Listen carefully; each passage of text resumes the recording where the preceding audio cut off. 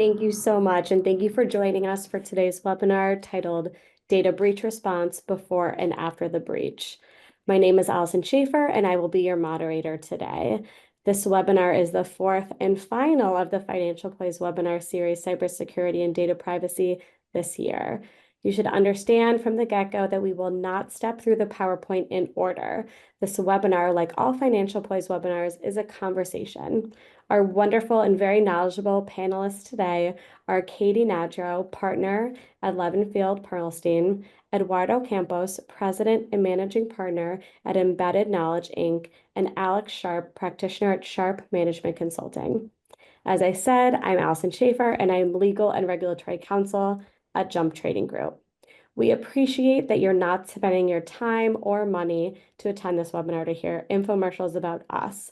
This webinar is a production of Financial Poise, and to sign up for the great free weekly newsletter, please go to financialpoise.com/subscribe.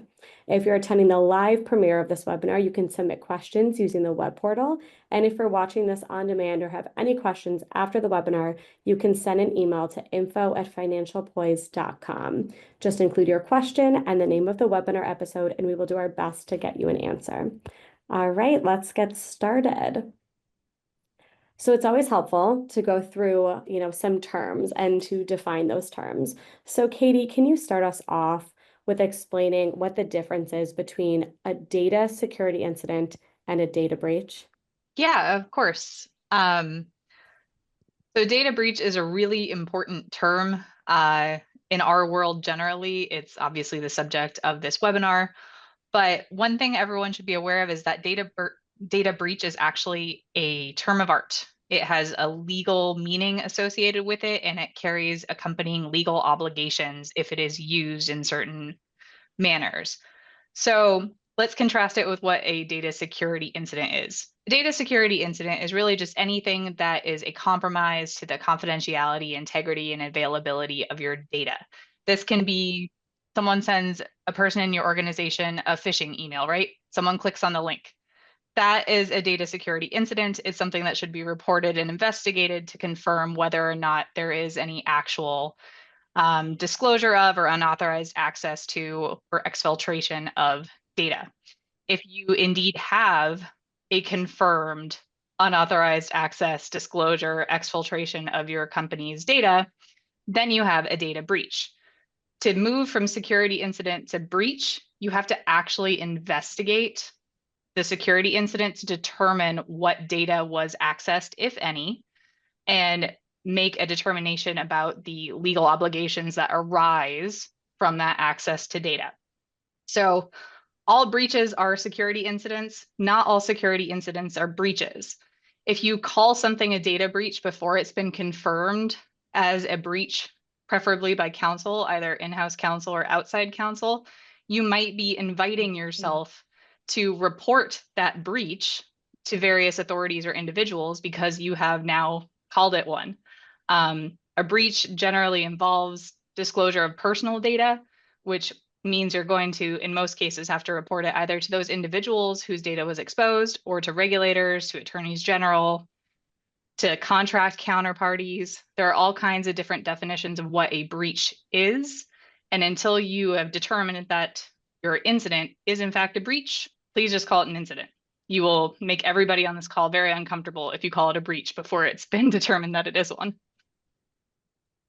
Yeah, that's helpful. And it's always, so imperative to be focusing on how words are defined, right? Because normally when we have conversations, we kind of just use the terms loosely, but they certainly have weight, especially, in these scenarios that you're explaining. There's kind of some fun facts on here too. Just we all know that data breaches and data incidences have been seen so much more frequently recently. And so some of these numbers are just really staggering that we've been seeing. Just, it's mind-boggling you hear about it, but the numbers are just continuing to increase. Alex, what should businesses know about recent changes in cybersecurity policies and coverage? Uh, so, so I'm assuming you mean insurance policies and coverage. Yeah, it's an interesting field right now. It's in a time of change and there's a couple of different aspects to it. So let's go back with a little bit of history. The way the insurance organizations work is through actuaries, right? They got a lot of history, they have numbers, they know how to predict the likelihood and impact of certain types of events. They got this tremendous history. They don't have that same history around cyber incidents. They also don't have much history. They have virtually none. And this is very important in situations where people are trying to do you harm. So most insurance actuaries, policies, formulas, and the like are really geared towards benign situations, right? You're driving down the street one day, you get hit by a car, right? Very common. How would that all change if there were people on the road that were maliciously trying to hit you? It totally changes the equation. So in the cyberspace, there's not a lot of history, there's not a lot of data. A lot of the traditions are broken. And at the same time, we are also dealing with a situation where if you look at the models, the likelihood of an incident, if you look more than 12, 18, 24 months, it hits 100%. So there is a lot of wrangling going around. It breaks a lot of models. We don't understand it, a lot of issues. So insurance companies are doing a couple of things. They're trying to constrain the scope as best they can, right? They're also eliminating things that they can't account for, which all makes sense. You can understand it, right? Because they're running a business too. And organizations are trying to figure out how to respond. So there's a lot of other pieces. So the policies themselves are trying to figure themselves out. At the same time, we have national efforts run out of the White House, actually the Office of the National Cyber Director, ONCD, to create a backstop in the same way that FEMA has a backstop for natural disasters, fires, and the like, right? Those incidents, because of the nature of the beast and the volume and the data involved, excuse me, the liabilities involved are just so great, it can't be handled by any one company, right? So this backstop will calm the risk transfer markets and at the same time provide the backstop. Bottom line is there's a lot of stuff going on and it's evolving. So we're in a time of change. From the usual question I get is, what do I do as a business?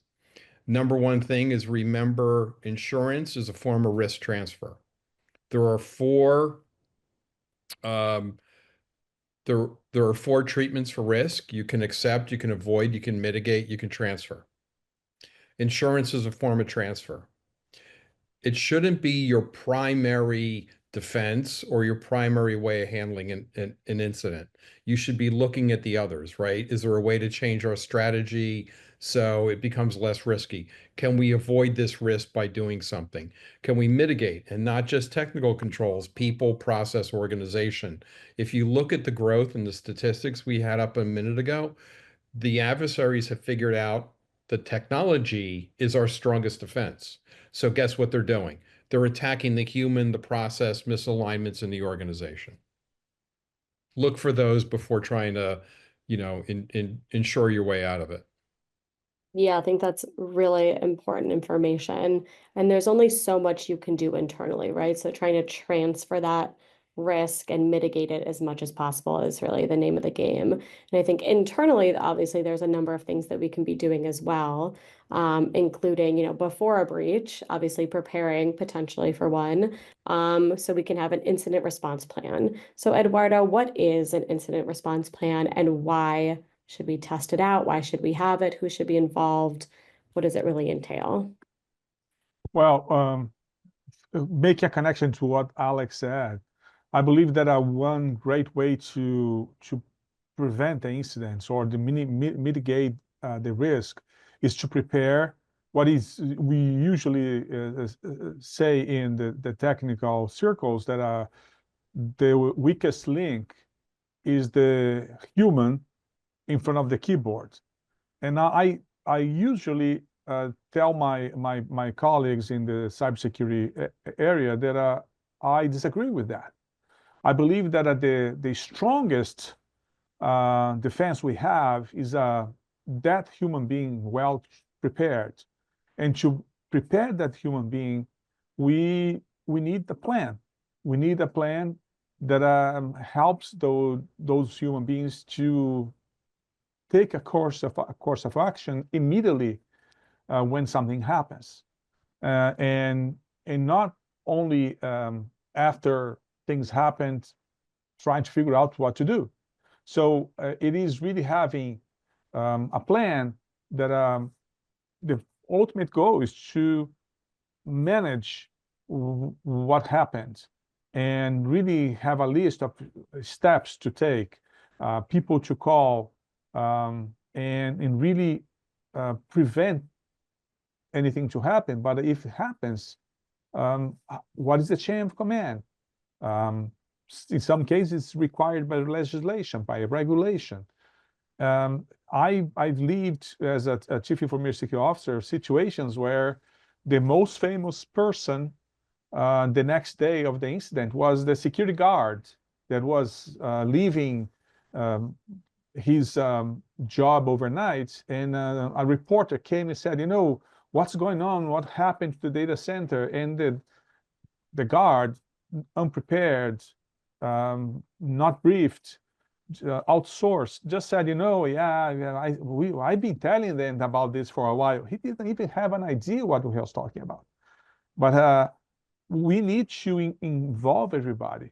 And as I always say to my colleagues in the cybersecurity arena, bring in the lawyers before anything happens. Especially these days where the external lawyers, the external counsel is so well prepared. They have entire teams working with forensics. They understand the technical issues of an incident, of a breach. Really ensuring that nobody's going to call a data breach before it is confirmed, investigated, and so on, so that we have a plan to communicate, that we have goals, a vision, metrics, and most important, that we prepare by training.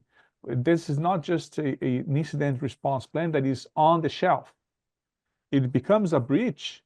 If it is declared a breach, we are prepared to engage counsel, and we have someone that is going to guide the entire process, instead of everybody running around turning off devices, instead of just cutting access to the internet and losing data that could prove very important in an investigation after the fact.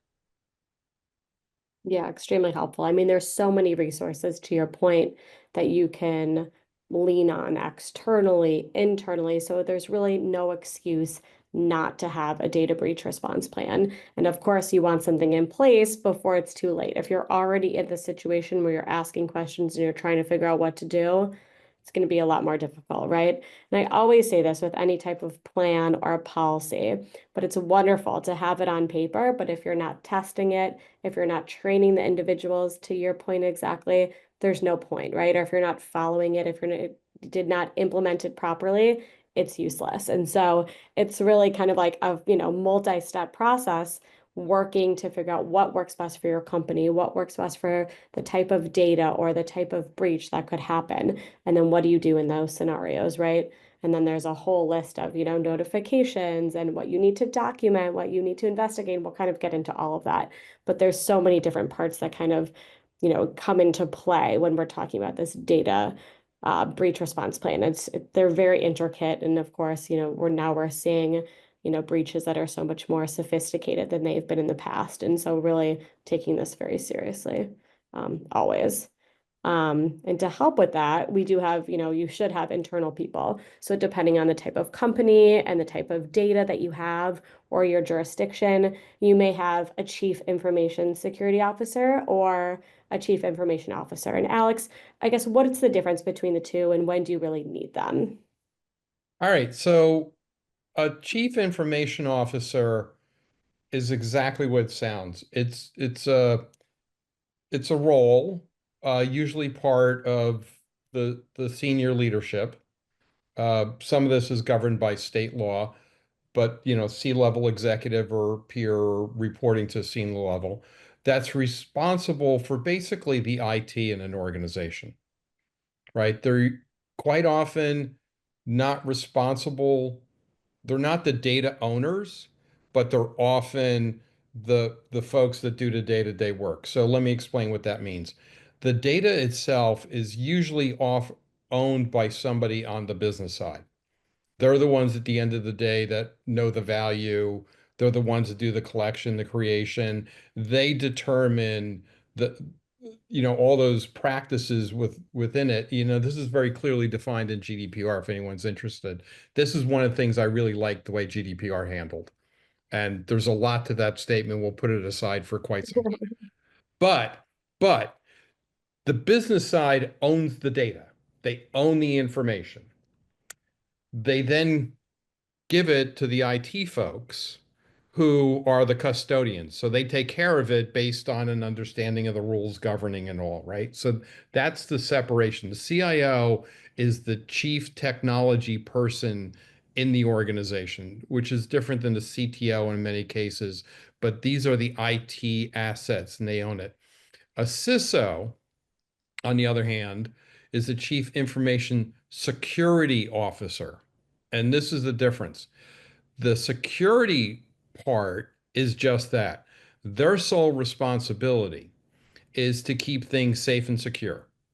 Now, in many organizations, they have a compliance role, which means they help keep you out of trouble.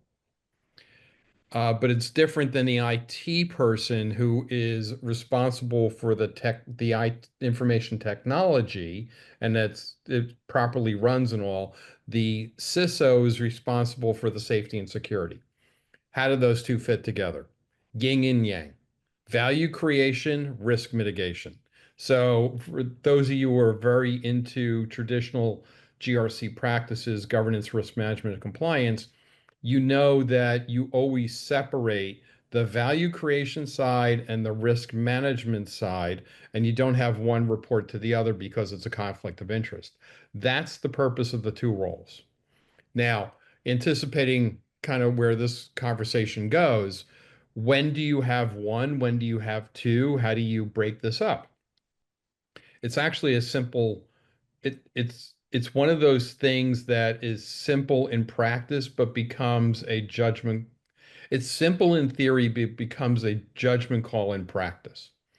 So because you want these two separate and you want them to counterbalance each other and create some lines of roles and responsibilities, many organizations aren't large enough to afford it or have that many staff. So they will quite often have one person that does both. If that's the way you're going to go, I highly encourage you two things. One is have a plan in your mind as you grow when you will separate those roles. The second piece of advice, and I might have to highlight this one, is choose that person carefully. Because if you have somebody who is too far one way and the other, you're going to get yourself into a lot of trouble, or you potentially get yourself in a lot of trouble. If you have a combined role, I also highly, highly, highly, highly recommend you have somebody come in and provide an independent review of what they're doing, at least on a yearly basis. Now, the major reason for that is we as humans lose objectivity. It's just the nature of the beast. It's the way we are. So by having an unbiased third party come in and look at what we're doing, we really avoid a lot of issues and the organization actually grows. So as part of that, having a third party look at you, as you grow, you will have a sense of when you'll have a better sense of when to separate those roles, what the job descriptions would be like, et cetera, et cetera. So, that's kind of a much longer discussion boiled down to hopefully a very short, brief synopsis. No, extremely helpful. And you made a lot of really important points. I just want to highlight a few is that the individuals need to work together, right? And that's across the board in an organization. But here specifically, because when they need to work together, they very much need to work together, right? You're doing things efficiently and effectively, and you just need to get the job done, when an incident arises.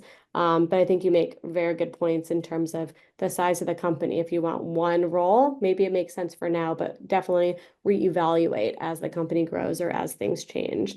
I mean, the numbers are just crazy, right? And sometimes it could take up to 200 days on average to even find out about a data breach. And obviously, it depends on the type of data breach we're talking about. A lot of times it could be a third party, and they may, not actually inform you for a very long time, right? Or internally, sometimes it just, you could find out relatively soon thereafter, but you don't know the extent of it, right? So I guess, Katie, what are some indicators that we have seen or that you have seen that really indicates that something's been compromised? I'm going to explain this in what is hopefully a useful layman's term for some of these technical indicators, right? And then I'm going to ask my very learned technical colleagues here to chime in as well. But if you're a person who is not, a former CIO or a current CISO or something like that, one way that you can tell that you might have some sort of compromise and you need to get some help is look for anything out of the ordinary, right? If you notice that you're getting an unexpected pop-up that says, hey, you need to re-log into your Microsoft 365 system, or your password's about to expire, and you think to yourself, wait, I just changed it last week. This is actually a phishing email I got this morning. Was that my password was about to expire. Or if suddenly you're getting an unexpected email from a coworker that sounds a little strange, or you're seeing that your computer is slowing down dramatically, or you're getting unexpected software installation prompts. Things of that nature should automatically put your antenna up to go reach out to somebody else and be like, hey, what's going on? Something weird is happening either with me or with my coworker who just sent me this email asking me to go buy a whole bunch of gift cards with no explanation. So those are the things that I would look for as a layperson.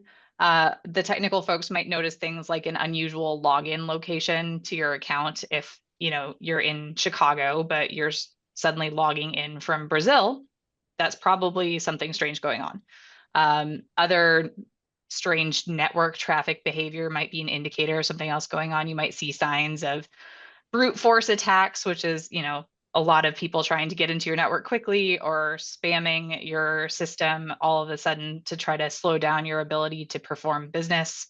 Those are all, ranging from minimally obvious to very obvious signs that you've been compromised. And that, of course, sets the whole question of a ransomware attack where your screen just goes dark and you get a scary message.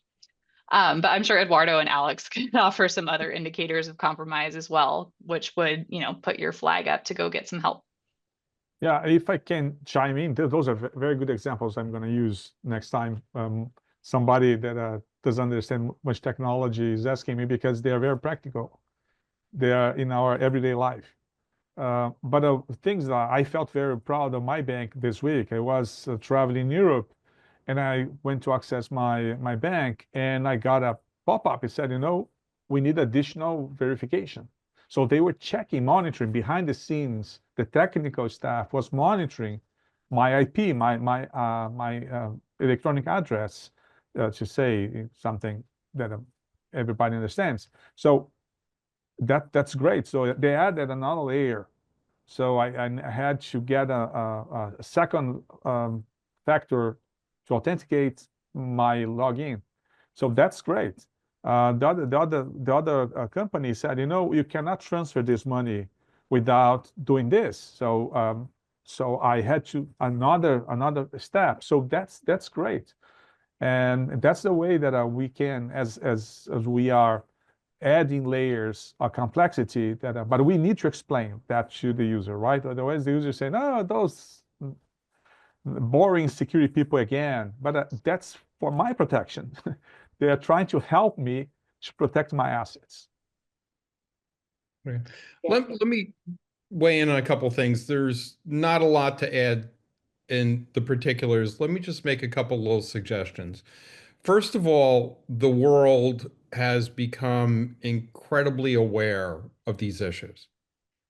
So banks, credit cards, all the things we deal with every day, you've probably noticed that there are a lot of messages coming out about watch this, watch that. And to Eduardo's perception point, they're doing a lot to detect it for you.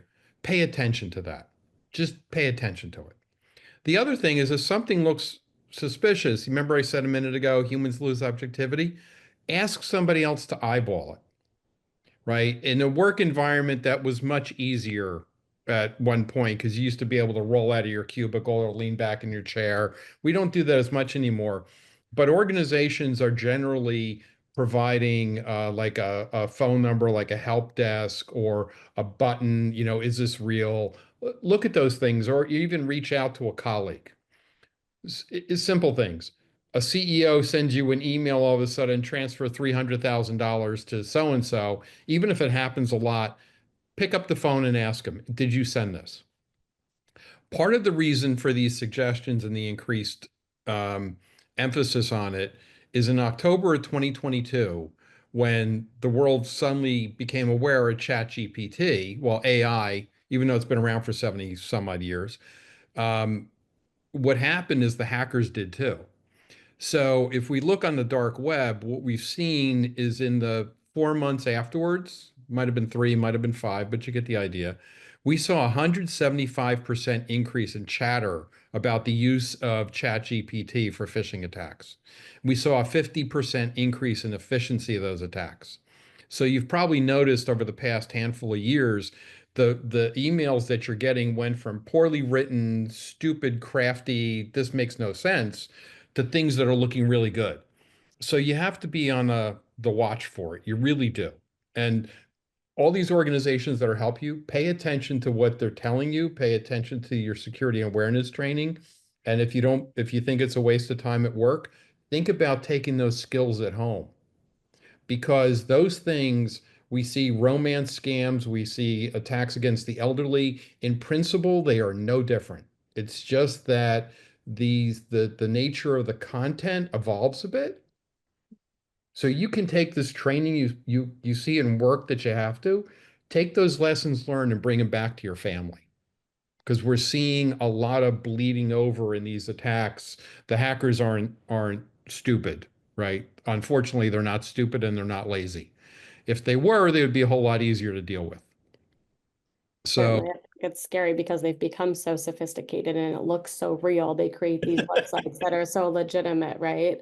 And yeah, I mean, it's across the board. It's not just companies, they're going after everyone. I think the training piece is essential, right? So I know our company, we send out, whether it's quarterly, monthly, do it as frequently as you want, right? But we're just basically training people. Everyone's so busy, right, with their day-to-day work and just going through emails. But if you're training their mind, okay, when I start to see things like this, or this seems a bit off, and that kind of only happens with kind of like these phishing challenges, right? You're challenging your employees to really question what they're seeing, flag it if it looks off, and then let them know, yes, this was an attempt that would be like another phishing attempt that you may see. So I think, yeah, it takes time and effort, but it's certainly worthwhile. If And I then could add one more thing there, yeah, I think everyone just needs to be willing to be wrong about being overly careful. I am probably the most cautious person in my organization, or one of the most cautious people about these things. I asked my colleague down the hall the other day if he had actually sent me an email because he didn't put a subject line in it. And that was unusual for him. He was like, no, that was me. I was going too fast and I didn't put a subject line. But you have to risk looking a tiny bit foolish and being overly cautious to avoid making a big mistake that's going to make you look really stupid and could actually cause your company to lose a lot of money, could cause harm to your career, could cause harm to your clients, your customers. Don't be afraid of over reporting or over asking. 100%. Yep, I And agree completely. jumping on that, I'm sorry, Katie has it up at the net, and I just have to smack it. Excellent for going there. I'm sorry, I have to. So it's not only you as an individual, It's senior leadership. Absolutely. Right. You need to go back to senior leadership and say that person on the help desk, if they think the person on the other end is a phony, pursue it. Don't Mhm. just nag them about, hey, you have to get a call resolved every 90 seconds, right? Or, or run the risk or rejecting a ticket. Accept it. This person is doing the right thing to protect the organization. Train your senior leadership that if somebody comes to you with an email said, "Did you really want me to do this?" You don't ream them out for asking. You don't get grumpy on them. You Down understand. from the top is very important here. Yeah, it's very, very important. And we see a fair amount of instances that would have been prevented if senior leadership, managers of help desks, other team members weren't critical of the person asking them. Definitely. Right. That's a So, great point. And also just being cognizant, not just emails coming in, but if you're on LinkedIn and you're saying, oh, this person says they work where I work, I've never heard the name before, or I thought I was already connected with yeah, Allison who's working a job. Now I see another Allison, report that, right? I mean, these are so complex where they will have a fake LinkedIn account, they'll connect with 30 people at the company, and then before you know it, it's like they're linked with something else. And I mean, there's other ways we can be proactive as a company too. So Exactly. we can do, audits on LinkedIn. We look for websites that use the name. I mean, there's a lot of things. Obviously, if we go down this path, there's a lot of things you can do to try and be proactive. But yeah, there are the obvious ones that if they kind of hit you over the head with, it should be obvious to you as an employee as well. But I guess this is the main, right? We talk about incident response, and there are so many like main stages of a typical incident response. So really 5 stages. We will walk you guys through all of them. But Eduardo, do you want to kick it off and just, high level, give those, and then we can go in depth as well. Yes, I know that we are trying to move fast because there's so much, and I just want to go very quickly here. Of course. And they identified the tact is it's just transporting what happens in the physical world to the cyber world. That is, if you see something, say something, right? Like we were saying here, you were just giving an example, excellent example about LinkedIn. So Capital One had an issue a few years ago, and they were unaware, but they had contact me if you see something, and someone just went after the email and emailed them and told them, and they had a very good incident response plan, and they immediately were able to stop it, and nothing major happened, and they were able to get identified and detected immediately with the help of the public, right? Somebody saw it and said something. So it could be internally, it could be externally. You have to open ways for people to tell you that something strange is happening. So it's very important to identify if that's a security incident, if that's a breach. So that's the first step. The second step is contain. What are you going to do? You're going to train people, you're going to prepare them. They know that they need to contain, they need to mitigate. If now it's a breach, how are we going to mitigate the data breach? And then one step that many of us that are technical, we forget to bring in the legal department, to bring in the counsel that is to investigate. It's many times, it's not only a technical issue. We need to follow steps to investigate. We need to understand the breach. We need to understand it was declared a breach. What happened exactly? How big was that? And now, who needs to be informed? Who needs to be notified? What is the regulation in California, in New York, in Massachusetts? It's an European audience involved. We need to think of GDPR and so on, and then only then to remediate. Although we can start remediation if we have a plan, we can start remediation quickly. We need to understand really all the steps, and sometimes we have one or two more steps. We need to understand, for from identifying the incident to remediating, what is everybody's role? Because like you, Alex was saying, and Kat was saying, this cybersecurity is everybody's job. It's not only the CISO's job, it's not only the CIO job, it's everybody's job. So the business people must feel involved, committed to the response plan too. It's not only a technical thing. In a nutshell, those would be the key steps for a breach response. Yeah, it's extremely helpful. And obviously each step, there's just so many different, items that come up and things that you need to do or could do. But one thing that we certainly focus on and that you mentioned was investigate, right? And pulling legal in. And I think it's really important to understand what needs to be documented, what should be documented, in what way. And usually you really want that to be privileged. So Katie, how do you ensure that this step and that the information that you're gathering during this investigation is privileged? I would love to tell you that you could ensure it's privileged. Yes. We don't like to use that word ever. What I can tell you is that you can take some steps to increase the likelihood that your investigation will be privileged. So if you have a data security incident at your organization, there are a couple calls you want to make first, going down your incident response plan. You're going to want to call outside counsel if possible, and your insurance company if you have insurance. Your insurance company might engage outside counsel on your behalf. The reason that you want to get outside counsel involved as early as possible in your investigation is because that will provide as much privilege protection to your investigation as possible. And that will come in the context of either attorney work product as part of the reports and other expert engagements can be protected as attorney work product in your investigation. And then there's also going to be attorney-client privilege for the communications that you're having, the meetings that you're having as you go through the investigation. Now, there are a number of court rulings that have said that in order to get this type of protection, especially for the work product doctrine to apply, generally speaking, and apologies to the non-lawyers in the world for this conversation, but generally speaking, you need to be preparing these documents in anticipation of litigation. And companies have tried to argue that anytime they're doing a data security incident investigation, they're expecting litigation, and that's why they engaged outside counsel, who then engaged outside forensic investigators or other vendors who are going to help investigate and mitigate the breach.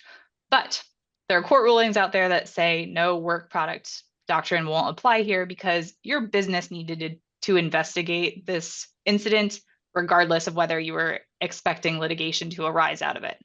So in those circumstances, some of the reports that are generated by outside forensic investigation firms were not deemed privileged, and therefore they were turned over to the other side in the eventual litigation that arose from the breach. But if you engage outside counsel as early as possible and then have outside counsel engage those forensic investigation firms, you are infinitely more likely to blanket your investigation with privilege, which allows you to make some decisions without the fear that they'll be used against you later on, which kind of takes some of the agita, the fear out of the equation. It makes for a more productive decision-making environment. If you have some more of that protection in place, you can proceed with your investigation and then deal with any litigation that comes later. But if you're just proceeding with in-house counsel or with no counsel at all, there will be no privilege to your investigation. Can I add something, Alison? Mm-hmm. Katie, can you comment a little bit? I remember we were talking once, and a case where the CISO was so fast to make things happen and go get it and do it, and forgot to engage the outside counsel and solved it. But then down the road, created a liability because the insurance company didn't want to pay anything because there was a clause saying outside counsel should be engaged immediately and insurance companies should be notified within, I don't know, 72 hours. So one thing that is one other reason to engage outside counsel, right, is do not try to do things that you are not prepared for. That's correct. And also, if you are ever hoping to have coverage for any of these events, you really need to pull out that policy as soon as you think something's going on. Have your internal IT start to contain and mitigate the breach as best they can, kick everybody out, reset the passwords, etc. Have in-house counsel or outside counsel immediately be reviewing that insurance policy and making any determination that you need to report the incident if you're going to get coverage. Reporting the incident doesn't mean you're necessarily making a claim. You can decide that you're not going to make a claim on your policy, but if you've complied with the reporting obligation to your carrier, you're at least not going to get barred from further coverage down the road due to a lack of notification.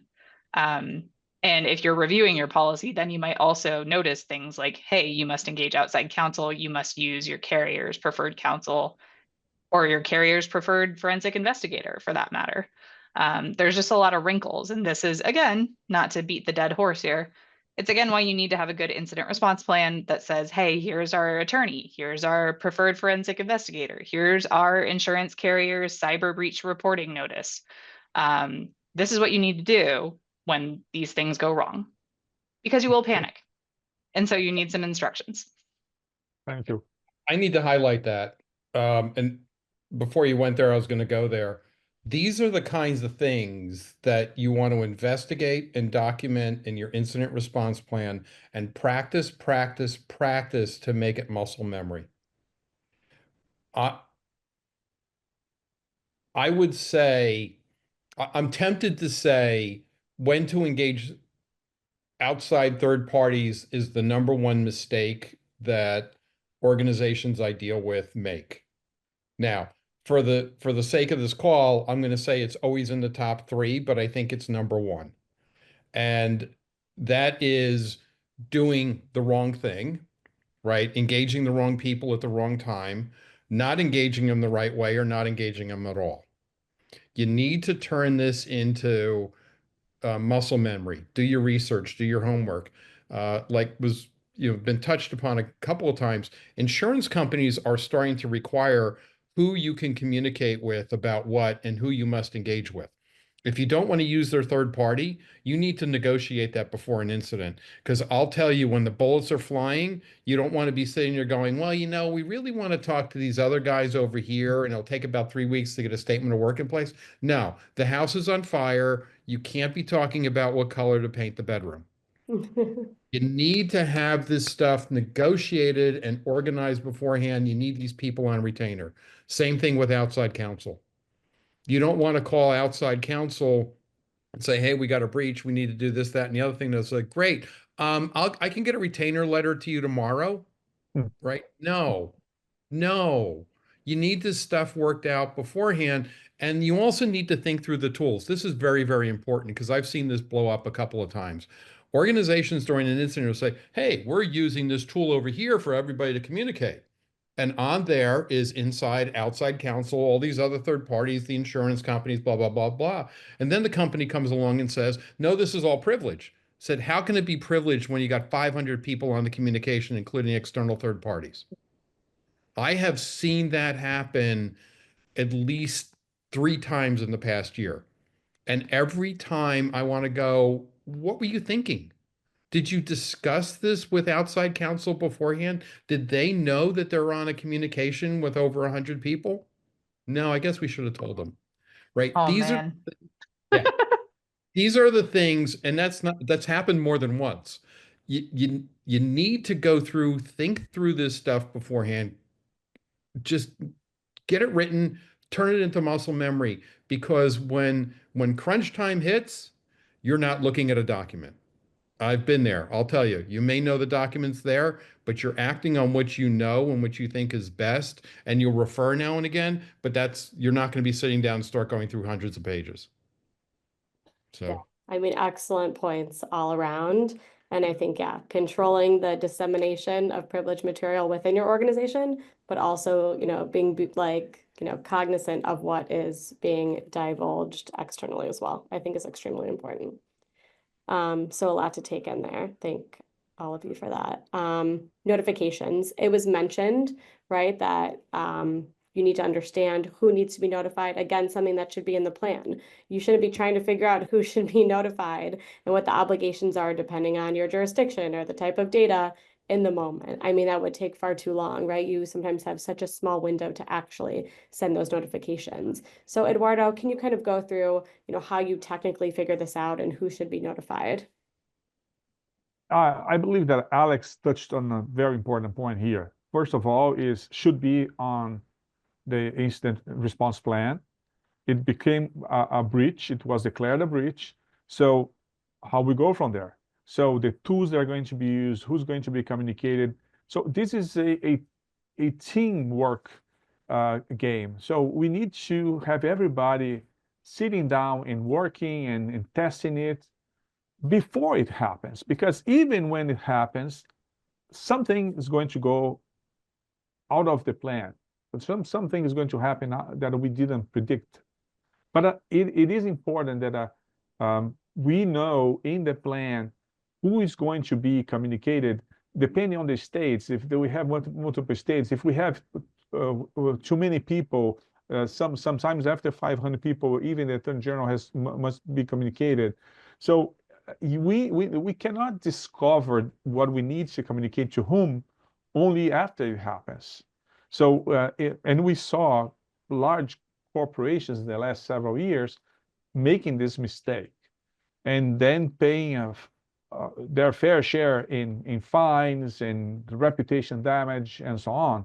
So, for example, here in on the slide we have the GDPR, the General Data Protection Regulation from Europe, requiring in some cases a 72-hour window to communicate.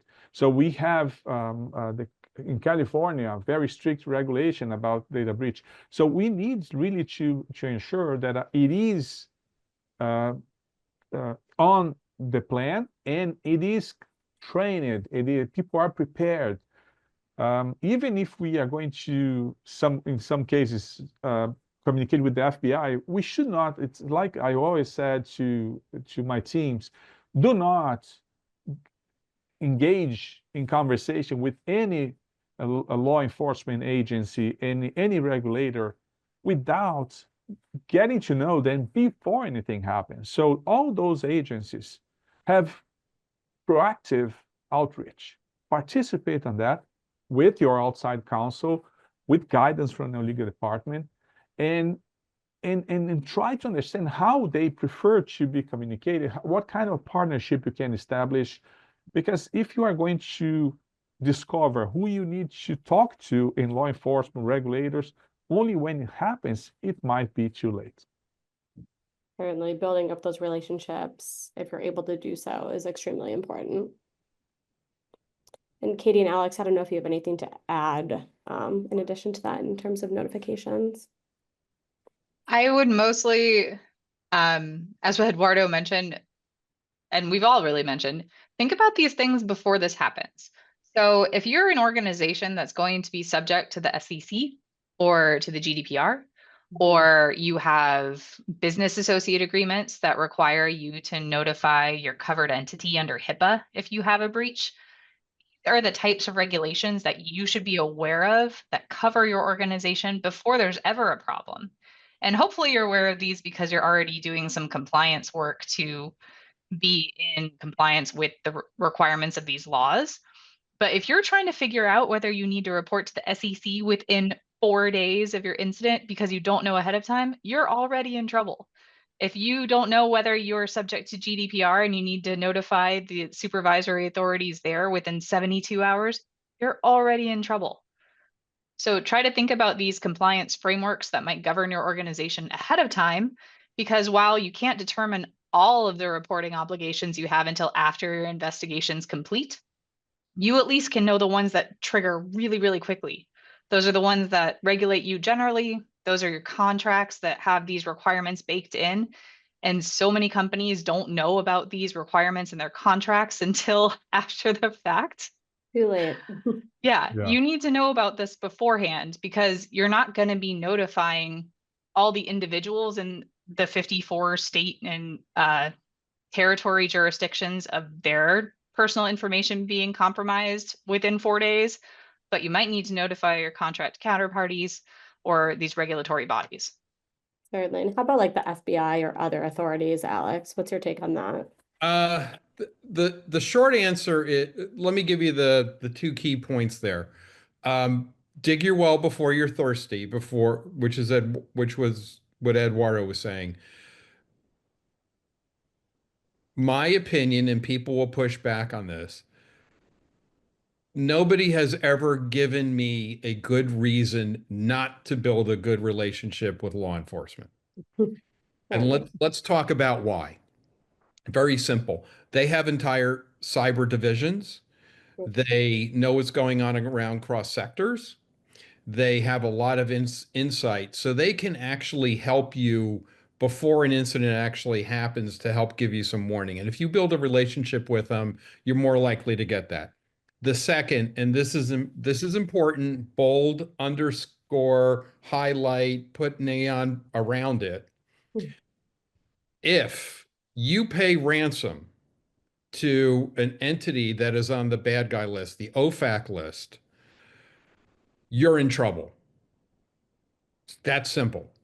If you inform law enforcement about it first, they will treat you as a victim, not an actor, not part of the crime. So there is no good reason not to reach out to law enforcement and engage them just from that perspective alone. The other part is because they do this stuff all the time. I have been part of incidents where somebody got hit with a ransomware. Believe it or not, somebody got hit with ransomware, because we never see that happen, right? They get hit with ransomware. They talk to the FBI and they're like, "Oh, we have that key. You want it?" Really happens. And I've never heard of that. That's great. It's not a ton of times, because what's happened is so the malicious actors used to use the same key for like 1,000 corporations, and then they found out this was going on, said, "Well, we need to change our keys more often." Literally what happened. The other part is they will, in certain instances, like Colonial Pipeline, they can actually help you go out and recover your ransom after you pay it, right? And then two other facts for you. Statistically, the organizations that engage law enforcement recover faster, and it costs them less because they got outside third parties helping them. Very, very important. Last fact. 3 major phases: protect, detect, recover. We stink at the detection phase. Organizations on average only detect about 30%. That's less than 1/3 of known incidents. The single largest, most common way for an organization to find out it's had an incident is an external third party tells them, including law enforcement. Yep. You can actually get warnings through law enforcement. Hey, 5 other people in your geography got hit. 6 other people in your sector got hit, right? We see targets on this. Here's the threats and all. And you could start raising your defenses and start looking for indications of compromise. A lot sooner. You can constrain the blast radius, recover faster. There's no good reason, in my opinion, not so humble opinion, but in my opinion, that you shouldn't engage law enforcement long before you need them. I agree 100%. And they see so many different situations that, they're nothing but helpful. So you do mention ransomware. Eduardo, is a ransomware attack considered a data breach? And what kind of makes ransomware response different than other data breaches? The problem with ransomware is that many organizations will try to pay in hopes of getting their data back and so on. And the same organization might be hit by the same group or another group that heard about the breach, know about the same vulnerability down the road, and they will have to pay again. And that doesn't guarantee that the information is not going to be divulged, and so that a data breach is not going to occur. So I agree with Alex on engaging law enforcement. What I heard many times from my colleagues that are outside counsels is talk to your outside counsel first. because they might have the relationship already.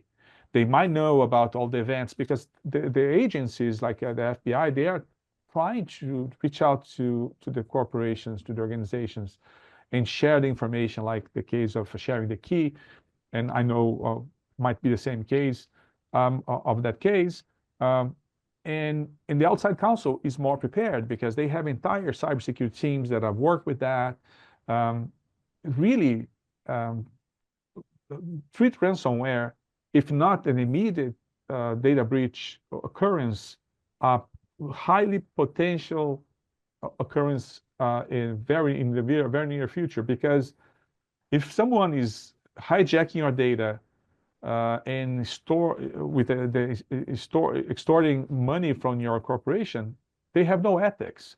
No, we are not going to be. You're going to be fine. We are not going to divulge your data. Don't believe that. So I would treat ransomware as one of the vectors for data breaches. Yes. Yeah, it's very helpful. And, you know, we've talked about, you know, a lot of, you know, different individuals that are involved. Katie, who is potentially liable for a data breach? Is there any individual liability? You know, it's kind of a There's loaded certain, question. it is a little bit loaded. There's certainly the prospect of personal liability for data breaches. A couple years ago, there was the SolarWinds attack, and that famously led to the SEC suing SolarWinds for giving materially false statements in their public filings about their cybersecurity practices. And they also named the CISO as part of giving the material misstatements in these public filings. That case has been back and forth in the courts, and a lot of the claims were tossed out, but there still are some pending claims that are against the CISO personally. And I heard from somebody in the industry recently that now there's going to be cyber, policies available for CISOs who are justifiably, very nervous about the prospect of being personally liable for these practices. So it's an evolving area. Usually it's going to be the company involved or the organization that's holding the data, but it can stem to other directors and officers, especially when there are board reporting requirements like the SEC imposes. So if there's a question that, a director or an officer should have known something, should have taken some actions, was negligent, was grossly negligent, was actually committing fraud, then yeah, you could be facing some personal liability as these cases just increase and percolate around the justice system. Certainly. We only have about another minute or so. So final thoughts from anyone. It could be on any topic, current threat landscape, anything that you want to share with the group would be wonderful. I have one from that is non-technical. That is CISOs related to the policy, potential policies, insurance policies for CISOs. CISOs asking questions during interview to take the job or not about what is your insurance policy? How do you protect me if something happens? Who is in it if something happens? So it is part now of the questions that the CISOs are asking during the interview process. They're very fair, Yeah. right? Yeah, and a lot of CISOs, because they've grown up in the technical ranks, they are totally oblivious to this stuff. And I say that with respect and admiration. There's a big difference between being a director on a board, being an officer of a company, and being an employee. So if you're a CISO that's just an employee, and I put that in quotes, your liability is significantly different than if you're an officer of the company. If you're an officer of the company, there's a certain things you should be doing, like, some guarantees in your contract, but also you should be getting the same rights and privileges as other officers, directors and officers, insurance, and just all the guarantees that go around it. So, that's kind of a hint and tip for the day. The other one summarizing this is, we've all said it time and time again: practice, practice, practice. Plan, plan, plan, plan, plan. You need to think about this stuff, work it through in tabletops, turn it into muscle memory. Hopefully you'll never use it. You will, but hopefully you won't. You know, Great advice. Thank all of you so much. We really appreciate it. See you all soon.